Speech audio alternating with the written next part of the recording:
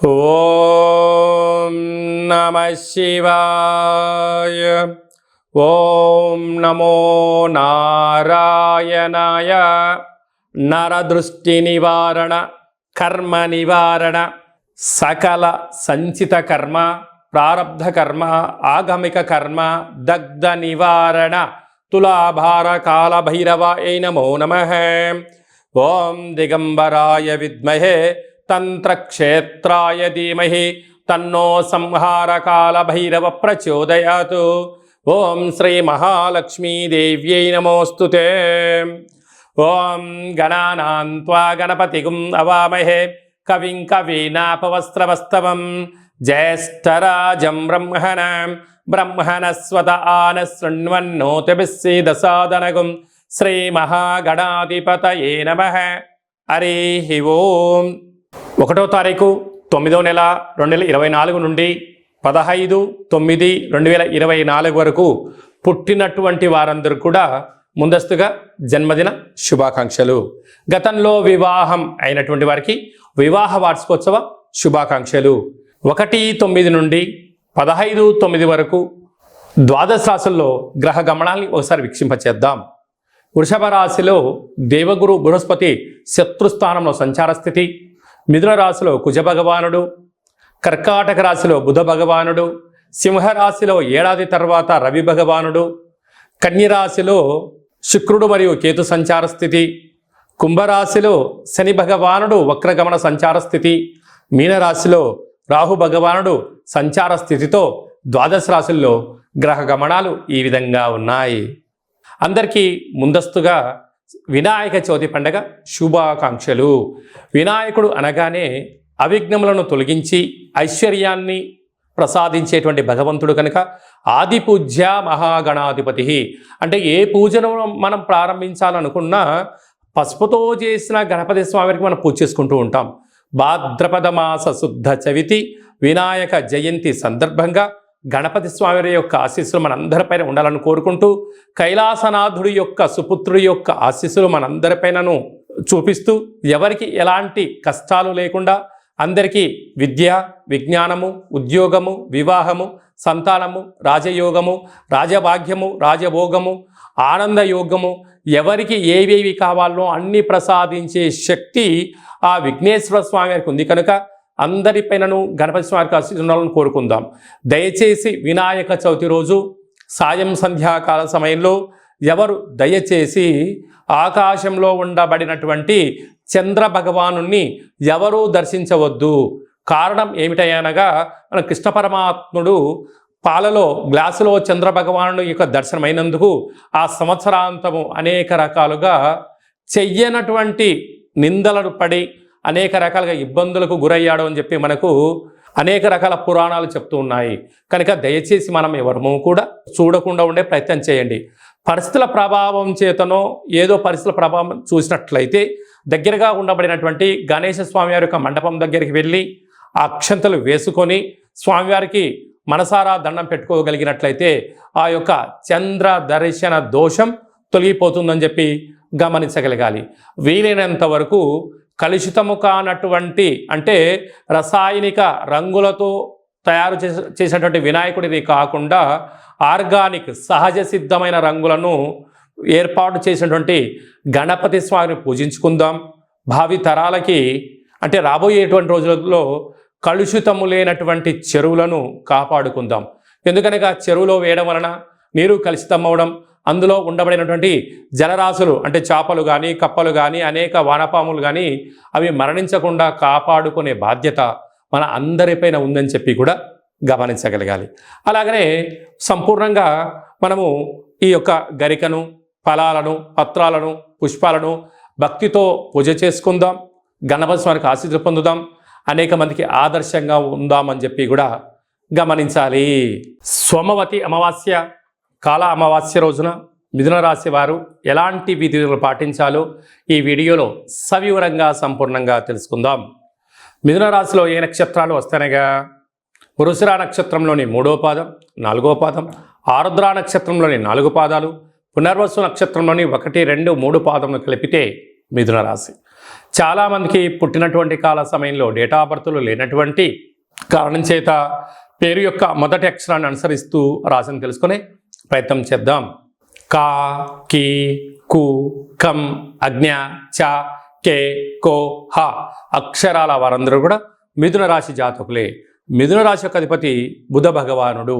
ఈ సోమవారం అమావాస్య, మంగళవారం అమావాస్య సందర్భంగా మిథున రాశి వారు రాశిలోనే కుజ భగవానుడు సంచారం చేయడము, మంగళవారం పూట శ్రావణమాస అమావాస్య అవ్వడము, ఈ సంవత్సరం యొక్క రాజు కూడా కుజుడే అవ్వడం వలన ఇంట్లో ఒక ఎర్రటి గుమ్మడికాయ చేత ఎర్రటి కూష్మాండ దీపాన్ని పెట్టుకోగలిగినట్లయితే, అంటే గుమ్మడికాయను సగభాగాన్ని కట్ చేసి కుంకుమ ఎర్రగా పూసి ఇంట్లో ఈశాన్యంలో కానీ పూజా మందిరంలో కానీ అష్టదళ పద్మాన్ని ముగ్గురు కుంకుమతో వేసి ఒక దోషడు ఉప్పును పోసి వాటిపైన ఒక దోషడు తెల్ల ఆవాలనం పోసి ఈ యొక్క దీపాన్ని గుమ్మడికాయని పెట్టి అందులో సమృద్ధిగా నూనె పోసి 8 వైపులా 8 ఒత్తులు పెట్టి దీపాన్ని వెలిగింపచేసి, అంటే చక్కెర పొంగలి కానీ పులగాని కానీ పెరుగన్నాన్ని కానీ నైవేద్యంగా ఏర్పాటు చేసి మీ మనసులో ఏదైతే ఉందో కోరుకొని ఒక 108 సార్లు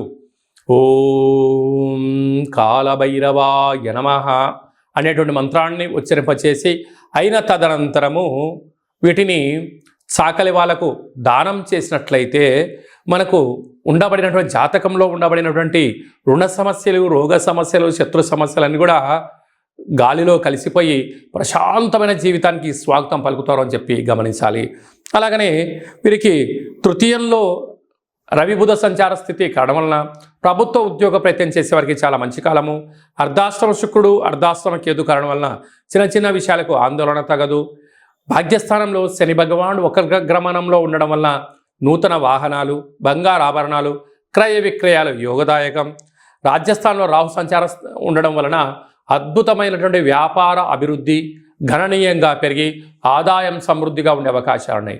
వ్యయంలో దేవగురు బృహస్పతి సంచారం చేయడం వలన భక్తి మార్గము, ఆధ్యాత్మిక మార్గంగా ఉండడం వలన అనవసరమైన ఖర్చులను నివారించగలిగితే మిథున రాశి వారంతా అదృష్టవంతులు లేరు అని చెప్పి గమనించగలగాలి. స్వయం వృత్తులు, సేవా రంగాలు, వ్యాపారాలు, హోటల్ రంగాలు, అలాగనే గృహ భవన నిర్మాణ కార్యక్రమం చేసేటువంటి వారందరూ, స్వర్ణకారిత వ్యాపారులకు అందరికీ కూడా చాలా మంచి కాలం ఉందని చెప్పి గమనించాలి. 2/9/2024 మనకు సోమవారం అమావాస్య, శ్రావణమాస అమావాస్య, అందులో మఖా నక్షత్రంతో కూడుకున్న అమావాస్య రావడం వలన సోమవతి అమావాస్య అంటారు. ఆ అమావాస్య సోమవారం అంతా సంపూర్ణంగా ఉంటూ 3వ తారీఖు ఉదయం 9 గంటల వరకు కూడా ఉంది కనుకనే మనకు మంగళవారం కూడా అమావాస్యగా పరిగణించగలగాలి. కనుక శ్రావణమాస అమావాస్య సందర్భంగా కాళ అమావాస్యగా మనము గమనించగలగాలి. వీలైనంత వరకు ఇంటిలో శుద్ధి పెట్టుకోవడం, మన జన్మ నక్షత్రం, మన జన్మతిథి, జన్మరోజు ఆ రోజు వచ్చినట్లయితే వీలైనంత వరకు నీటిలో ప్రయాణం చేయకపోవడం, వాయు ప్రయాణాలు చేయకపోవడం, విశేషమైన గొడవలకు దూరంగా ఉండడం, మౌనంగా ఉండే ప్రయత్నం చేయగలిగినట్లయితే మనకు దుష్టగ్రహాల యొక్క దోషం తగ్గుతుందని చెప్పి గమనించగలగాలి. వీలైతే కాలాన్ని శాసింపజేసే శక్తి కాళభైరవ స్వామి వారికి ఉంటుంది కనుక మనమందరము కూడా కాళభైరవ స్వామి యొక్క స్మరణ, ధ్యానము, కూష్మాండ దీపము, కాళభైరవ స్వామికి సౌభాగ్య ముడుపు కట్టుకొని హోమ కార్యక్రమంలో పాల్గొన్నట్లయితే మనకు అమావాస్య ఛాయలు, సోమవతి అమావాస్య ఛాయలు దోషం తొలగిపోతుందని చెప్పి కూడా గమనించగలగాలి. వీలైతే మీరు ఇంట్లో చేసుకోండి. కుదరకపోతే ఈ కింది నెంబర్ సంప్రదించినట్లయితే మన యొక్క దేవాలయంలో అమావాస్యకు విశేషమైనటువంటి కాళ అమావాస్యకు సంబంధించినటువంటి హోమ కార్యక్రమాలు జరుగుతాయి కనుక మీకు వాట్సాప్ కాల్ ద్వారా ప్రత్యక్ష ప్రసారాన్ని కూడా చూపించడం జరుగుతుందని చెప్పి గమనించగలగాలి. అలాగనే మనకు 7వ తారీఖున వినాయక చవితి పండగ కనుక మనమందరము కూడా ఆది పూజ్య మహాగణపతి స్వామి వారి యొక్క పూజా కార్యక్రమాలని యథాశక్తిగా మనకు ఎంత శక్తి కలిగితే అంత శక్తిగా స్వామివారిని పూజ చేసుకుందాం. కలుషితం లేనటువంటి, రంగులు లేనటువంటి, రసాయనం లేనటువంటి వినాయక స్వామిని పూజిద్దాం. స్వామివారికి అటుకులు, బెల్లము, ఉండ్రాళ్ళు, లడ్డూ నైవేద్యాన్ని ఏర్పాటు చేసుకుందాం. స్వామివారి యొక్క ఆశీస్సుల కోసం మనం అన్ని విధాల మానవ ప్రయత్నం చేద్దాం. దయచేసి చంద్ర భగవానుణ్ణి దర్శించవద్దు అని చెప్పి మీరు గుర్తు పెట్టుకోలేదు. అలా విధి లేని పరిస్థితిలో దర్శించినట్లయితే ఈ కింది నెంబర్ సంప్రదించి మీ గోత్రనామాలు పంపించినట్లయితే ఆ యొక్క దోష నివారణకు మన యొక్క దేవాలయంలో ప్రత్యేకంగా పూజ చేయించి మీకు గరిక, అక్షంతలు, కంకణాన్ని పంపించడం జరుగుతుంది. కనుక దయచేసి 100కు 100% ఎవరు చూడవద్దు. తెలియని పరిస్థితిలో చూసినట్లయితే ఈ కింది నెంబర్ సంప్రదించండి. మీకు మంచి సలహా సూచన ఇచ్చి అష్ట కష్టాలకు మనము కేంద్ర బిందువు కాకుండా అష్ట ఐశ్వర్యం స్వాగతం పలకడానికి ఏమేం కావాలో సలహాలు సూచనలు ఇవ్వడం జరుగుతుందని చెప్పి గమనించాలి. అలాగనే మనకు 11వ తారీఖు భాద్రపద మాస శుద్ధ అష్టమి బుధవారము, జ్యేష్ఠ నక్షత్ర సందర్భము. ఇది చాలా ఒక 18 సంవత్సరాలకు ఒకసారిగా వచ్చేటువంటి బుధవారము, జ్యేష్ఠ నక్షత్రము, అందులో అష్టమి తిథి రావడము. అంటే వినాయకుడికి ఇష్టమైన రోజు బుధవారము, బుధుడి యొక్క నక్షత్రము జ్యేష్ఠ నక్షత్రము, అందులో అష్టమి తిథి రావడం అనేది చాలా అరుదుగా వస్తుంటుంది. కనుక మనం అందరము కూడా తంత్ర వరసిద్ధి మహాగణపతి స్వామి యొక్క పూజ చేసుకున్నట్లయితే వీలైతే ఈ మంత్రాన్ని స్మరణ చేసి ఏదైతే మనం కోరుకుంటామో దాన్ని విజయం సాధించడం జరుగుతుందని చెప్పి గమనించగలగాలి. మంత్రాన్ని చెప్తాను, ఒకసారి నోట్ చేసుకోండి. ఓం శ్రీం హ్రీం క్లీం గ్లౌం గం గణపతయే వరవరద సర్వ కార్యం. అంటే మనం ఏదైతే కార్యం అనుకుంటున్నామో ఆ కార్యం పేరు అనుకొని వశమానయ స్వాహ అనేటువంటి మంత్రాన్ని ఒక 27 సార్లు తగ్గకుండా రోజుకు 108 సార్లు ఈ మంత్రాన్ని ఉచ్చరింప చేయగలిగినట్లయితే మనకు కష్టాలన్నీ తొలగిపోయి ఐశ్వర్యానికి స్వాగతం పలుకుతూ ఆ పని మనకు అనుకూలించేటువంటి విధంగా తంత్ర తాంత్రిక వర కాల విఘ్నేశ్వర స్వామి యొక్క ఆశీస్సులు మనపైన ఉంటాయని చెప్పి కూడా గమనించాలి. ఈ విధంగా మనమందరము కాళభైరవ స్వామి యొక్క ఆశీస్సులు పొందుతాం, విఘ్నేశ్వర స్వామి యొక్క ఆశీస్సులు పొందే మానవ ప్రయత్నం చేద్దాం. ఇంకను ఈ యొక్క భాద్రపద మాసంలో మనం విజయం సాధించగలగాలి అన్నట్లయితే ఒక్కసారి ఈ పాత్రను చూసినట్లయితే ఈ యొక్క పాత్ర కంచు పాత్ర, కాళభైరవ స్వామికి అక్షయ పాత్ర అని చెప్పి గమనించగలగాలి. ఈ యొక్క అక్షయ పాత్రను మనం ఎలా సద్వినియోగపరచుకోవాలో ఒకసారి చూద్దాం. ఇలా ఒకసారి శబ్దం చేసినట్లయితే ఈ పాత్రలోంచి ఓంకార శబ్దం రావడం జరుగుతుంది.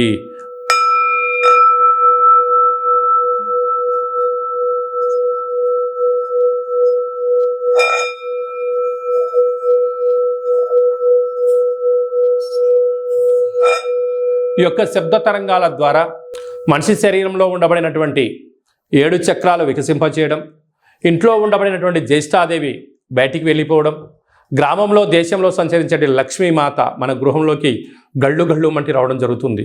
ఈ యొక్క అక్షయపాత్ర, కాళభైరవ స్వామి యొక్క పిరమిడు, డాలరు, కంకణము, కాళభైరవ హోమము, 27 రకాల వస్తువులతో దిష్టి తీయించి మీకు పంపించడం జరుగుతుంది.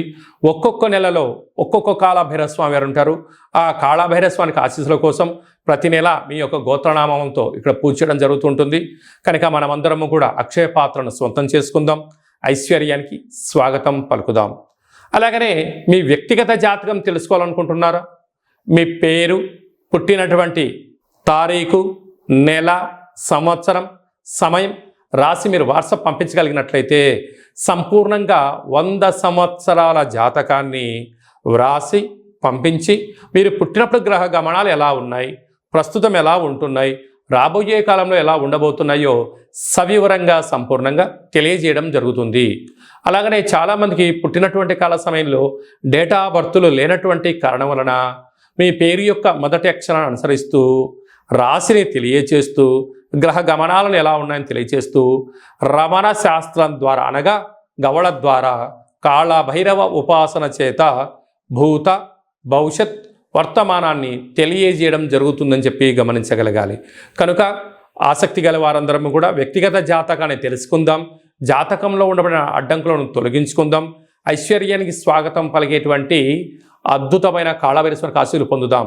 కనుక వ్యక్తిగత జాతకం తెలుసుకోవాలి అనుకుంటున్న వారందరూ కూడా ఈ కింది నెంబర్ని ఆన్లైన్ ద్వారా కానీ ఆఫ్లైన్ ద్వారా కానీ వాట్సాప్ ద్వారా కానీ సంప్రదించి అపాయింట్మెంట్ తీసుకొని సంప్రదించగలరు. మీ యొక్క జాతకాన్ని సవివరంగా సంపూర్ణంగా తెలియచేస్తూ మన యొక్క దేవాలయంలో కాళభైరవ హోమం జరిగినప్పుడు జాతకం చెప్పించుకుంటున్న ప్రతి అందరికీ కూడా ఒక వీడియో కాల్ ద్వారా కాళభైరవ స్వామికి చూపించి ఆశీస్సులు కోసం ప్రయత్నం చేయడం జరుగుతుందని చెప్పి కూడా గమనించగలగాలి. ఇంకను విశిష్టత ఏమిటనగా వినాయక చవితి అనగానే అనేక మండపాలలో అలంకరణ, మండపాలు ఏర్పాటు చేసే విధానము వైవిధ్యభరితంగా ఉండడం జరుగుతుంటుంది. అలాగా గణపతి లడ్డు అనేక మందికి రావాలి, అదృష్టం కావాలి అని అనుకుంటూ ఉంటారు చాలామంది కూడా. అలాంటి వారందరూ కూడా గతంలో లడ్డు కొన్న వారందరూ కూడా మన యొక్క దేవాలయంలో మీ పేరు నమోదు చేసుకున్నట్లయితే మీ యొక్క అంటే మన గ్రామము, మన పేరు, మన మండపము, ఏ సంవత్సరం మనం లడ్డు కొన్నాము అనేటువంటిది మీరు వివరాలు పంపించగలిగినట్లయితే గణపతి లడ్డు అనేటువంటి ఒక సర్వే మహోత్సవ కార్యక్రమం చేస్తూ ఉన్నాం.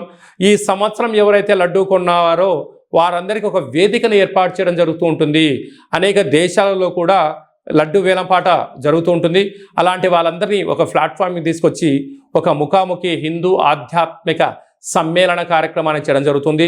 కనుక గత సంవత్సరంలో అంటే గత 20 సంవత్సరాలుగా మీరు ఎక్కడ లడ్డు కొన్నా ఆ సంవత్సరము మీ పేరు, గోత్రనామాలు రాసి మాకు వాట్సాప్ పంపించగలిగినట్లయితే ఆ సంవత్సరం లడ్డు కొన్నటువంటి వాళ్ళందరినీ కూడా ఒక వేదికపైకి తీసుకొచ్చి హిందూ ఆధ్యాత్మిక లడ్డు మహోత్సవ సమ్మేళనాన్ని ఏర్పాటు చేస్తున్నాం.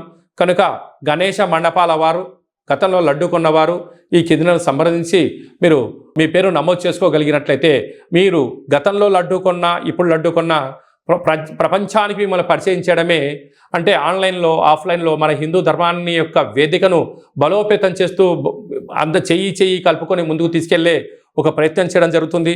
కనుక మీరందరూ కూడా గణపతి స్వామివారి యొక్క మండపం యొక్క వివరాలు, లడ్డు కొన్న వివరాలను ఈ కింది నెంబర్ని సంప్రదించగలిగినట్లయితే మనమందరము కూడా మిమ్మల్ని అందరి ఆన్లైన్లో 49 విఘ్నేశ్వర లడ్డుకు సంబంధించిన సర్వే కార్యక్రమాలు జరుగుతూ ఉన్నాయి.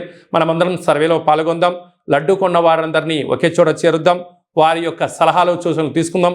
రాబోయే కాలంలో మనందరం కూడా లడ్డు కొని గణపతి స్వామికి ఆశీస్సులు పొందుదాం.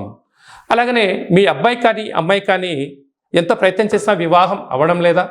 మీ అబ్బాయి యొక్క పుట్టినటువంటి కాల సమయంలో గ్రహ గమనాల్లో ఎలాంటి యోగాలు ఉన్నాయి, ఎలాంటి దోషాలు ఉన్నాయో తెలుసుకొని ప్రయత్నం చేసినట్లయితే మంచి సంబంధాలు రావడం జరుగుతుంటుంది. వచ్చేటి వధువు కానీ వరుడు కానీ జాతకంలో గ్రహమైత్రి, జంతుకూటమి, గ్రహకూటమి ఎలా ఉంటుంది, వారికి వివాహ తదనంతరం ఎలాంటి యోగాలు ఉన్నాయి, ఎలాంటి పరిస్థితులు ఉంటున్నాయి కూడా మీకు సవివరంగా తెలియజేయడం జరుగుతుంది. కనుక మనమందరం కూడా జాతకాన్ని తెలుసుకుందాం. కష్టాల కడలకి ఫుల్ స్టాప్ చెప్దాం. ఐశ్వర్యానికి స్వాగతం పలుకుదాం. ఆ కాళభైరవ స్వామి యొక్క ఆశీస్సులు, విఘ్నేశ్వర స్వామి యొక్క ఆశీస్సులు పొందుదామని చెప్పి మనవి అందరికీ ఆశీర్వచనం. ఓం శతమానం భవతి శతాయు పురుష సతేంద్రియ ఆయుష్యేవేంద్రియే ప్రతితిష్టతి ధనం ధాన్యం బహుపుత్రలాభం శత సంవత్సరం దీర్ఘమాయు సర్వే జనా సుఖినో భవంతు లోకా సమస్తా సుఖినో భవంతు సర్వం విఘ్నేశ్వరార్పణమస్తు. ఈ వీడియో మీకు నచ్చినట్టయితే లైక్ చేయండి, షేర్ చేయండి, మా ఛానల్ని సబ్స్క్రైబ్ చేసుకోండి. అందరికన్నా ముందుగా మీ వ్యక్తిగత జాతకం మీరు తెలుసుకోవాలనుకుంటున్నారా? అందరికన్నా ముందు మీరు మంచి రోజులు, ఎలాంటి విధులు పాటించాలో తెలుసుకోవాలనుకుంటున్నట్టయితే మా యొక్క ఛానల్ని సబ్స్క్రైబ్ చేసుకున్న తర్వాత గంట సింబల్ ప్రెస్ చేయండి. ఆల్ అనే బటన్ కూడా తెలియచేయండి. మీరు ఎవరి క్షేమమైతే కోరుకుంటున్నారో వారికి ఈ వీడియోను ఫార్వర్డ్ చేసి భగవంతుడి యొక్క ఆశీస్సులు పొందగలరు.